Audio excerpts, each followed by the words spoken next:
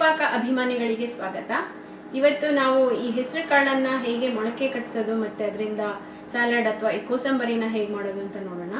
ಇದಕ್ಕೆ ಬೇಕಾಗಿರುವಂಥ ಸಾಮಗ್ರಿಗಳು, ನಿಮಗೆ ಎಷ್ಟು ಬೇಕೋ ಅಷ್ಟು ಹೆಸರು ಕಾಳನ್ನ ಚೆನ್ನಾಗಿ ತೊಳೆದ್ಬಿಟ್ಟು ಇದನ್ನು ನೆನೆಸಿಟ್ಟಿರಬೇಕು.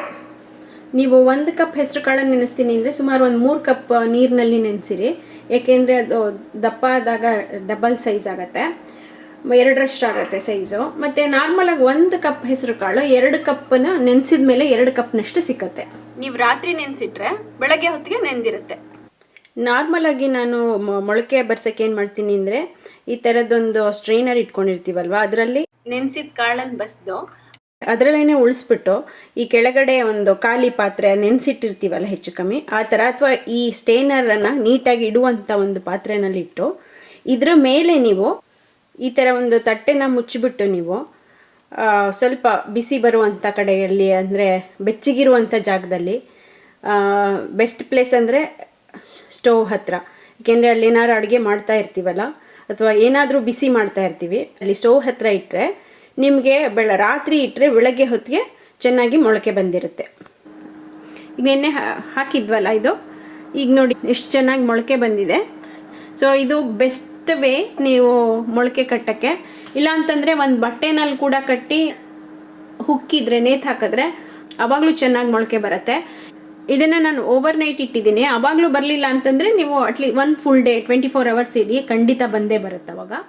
ಇದು ತುಂಬಾ ಉದ್ದುದ್ದಕ್ಕೆ ಮೊಳಕೆ ಬಂದಿದೆ, ಆದರೆ ಇಷ್ಟೊಂದು ಬರಬಾರ್ದು, ಸ್ವಲ್ಪ ಬಂದರೆ ಸಾಕು. ಈಗ ಮೊಳಕೆ ಕಾಳು ರೆಡಿ. ಕೋಸಂಬರಿ ಅಥವಾ ಈ ಸಾಲೆಡ್ನ ಹೇಗೆ ಮಾಡೋದು ಅಂತ ನೋಡೋಣ. 1 ಕಪ್ಪಲ್ಲಿ ಅದಕ್ಕೆ ಅರ್ಧ ಕಪ್ ನೀವು ಹೆಸರು ಕಾಳನ್ನು ನೆನೆಸಿದ್ರೆ ಸಾಕು. ಬಟ್ ನೀವು ಎಷ್ಟು ಬೇಕಾದ್ರೂ, ಯಾವುದನ್ನು ಎಷ್ಟು ಬೇಕಾದ್ರೂ ಹಾಕ್ಕೋಬೋದು. ಇಲ್ಲಿ ನಾನು ತೋರಿಸ್ತಾ ಇರುವಂಥ ಐಟಮ್ನಲ್ಲಿ ನೀವು ಯಾವುದು ಜಾಸ್ತಿ ಬೇಕಾದ್ರೂ ಹಾಕ್ಕೋಬೋದು, ಯಾವ್ದು ಬೇಕಾದ್ರೂ ಬಿಡಬಹುದು. ಅರ್ಧ ಕಪ್ಪು ಸಣ್ಣದಾಗಿ ಹೆಚ್ಚಿಟ್ಕೊಂಡಿರುವಂಥ ಸೌತೆಕಾಯಿ ಸಿಪ್ಪೆ ತೆಗೆದು ಸಣ್ಣದಾಗಿ ಹೋಳು ಮಾಡಿ ಇಟ್ಕೊಂಡಿದ್ದೀನಿ. ಅರ್ಧ ಕಪ್ನಷ್ಟು ಕ್ಯಾರೆಟಿನ ತುರಿ. ಇದು ದಾಳಿಂಬೆ ಹಣ್ಣಿನ ಸೀಸನ್ ಆದ್ದರಿಂದ ದಾಳಿಂಬೆ ಕಾಳು ಹಾಕಿದ್ರೂ ತುಂಬ ಚೆನ್ನಾಗಿರುತ್ತೆ. ಸೊ ಅದನ್ನೆಷ್ಟು ನೀವು ಎಷ್ಟು ಬೇಕೋ ಅಷ್ಟು ಹಾಕ್ಕೊಳ್ಳಿ, ಬೇಡ ಅಂದರೆ ಬಿಡ್ಬೋದು. 1/4 ಕಪ್ನಷ್ಟು ತೆಂಗಿನಕಾಯಿ ತುರಿ, ಸಣ್ಣದಾಗಿ ಹೆಚ್ಚಿಟ್ಕೊಂಡಿರುವಂಥ ಕೊತ್ತಂಬರಿ ಸೊಪ್ಪು. ಒಗ್ಗರಣೆಗೆ 2 ಟೀ ಸ್ಪೂನ್ನಷ್ಟು ಎಣ್ಣೆ, ಸ್ವಲ್ಪ ಇಂಗು, ಅರ್ಧ ಟೀ ಸ್ಪೂನ್ನಷ್ಟು ಉಪ್ಪು, ಅರ್ಧ ಟೀ ಸ್ಪೂನಷ್ಟು ಸಾಸಿವೆ. ನಾನಿಲ್ಲಿ 2 ಹಸಿರು ಮೆಣಸಿನ್ಕಾಯಿ ಉಪಯೋಗಿಸ್ತಾ ಇದ್ದೀನಿ, ಸಣ್ಣದಾಗಿ ಕಟ್ ಮಾಡಿ ಇಟ್ಕೊಂಡಿದ್ದೀನಿ. ನಿಮಗೆ ಬೇಡ ಅನಿಸಿದ್ರೆ ಬಿಡ್ಲೂಬೋದು, ಇಲ್ಲಾಂದರೆ ಕಮ್ಮಿ ಕೂಡ ಉಪಯೋಗಿಸ್ಕೋಬೋದು. ಒಂದು ದೊಡ್ಡ ಪಾತ್ರೆಗೆ 1 ಕಪ್ನಷ್ಟು ಮೊಳಕೆ ಕಟ್ಟಿದ ಹೆಸರು ಕಾಳು, ತುರ್ಕೊಂಡಿರೋ ಕ್ಯಾರೆಟ್ ತುರಿ, ಸೌತೆಕಾಯಿ, ತೆಂಗಿನಕಾಯಿ ತುರಿ ಮತ್ತು ಉಪ್ಪು ಎಲ್ಲ ಹಾಕ್ಬಿಟ್ಟು ಒಂದ್ಸಲ ಚೆನ್ನಾಗಿ ಕಲಿಸ್ಬೇಕು ಈ ಥರ. ಹಾಗೆಯೇ ಕೊತ್ತಂಬರಿ ಸೊಪ್ಪನ್ನು ಹಾಕಿ ಒಗ್ಗರಣೆ ಹಾಕಿದ್ರೆ ಆಯಿತು.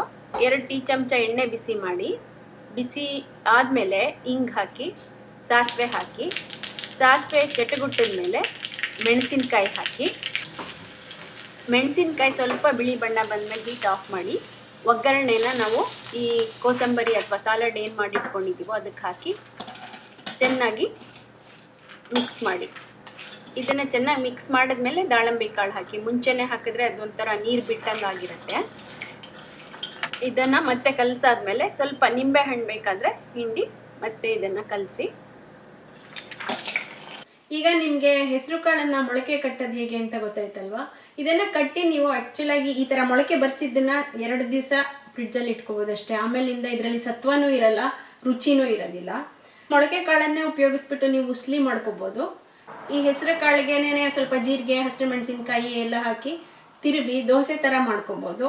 ಮತ್ತು ನಾನೀಗ ತೋರಿಸ್ದಂಗೆ ಈ ಹೆಸರು ಕಾಳಿಗೆ ನಿಮಗೆ ಬೇಕಾದ ತರಕಾರಿಗಳನ್ನು ಹಾಕ್ಕೊಂಡು ಇದಕ್ಕೆ ನೀವು ದೊಡ್ಡ ಮೆಣಸಿನ್ಕಾಯಿ ಕೂಡ ಹಾಕ್ಕೋಬೋದು.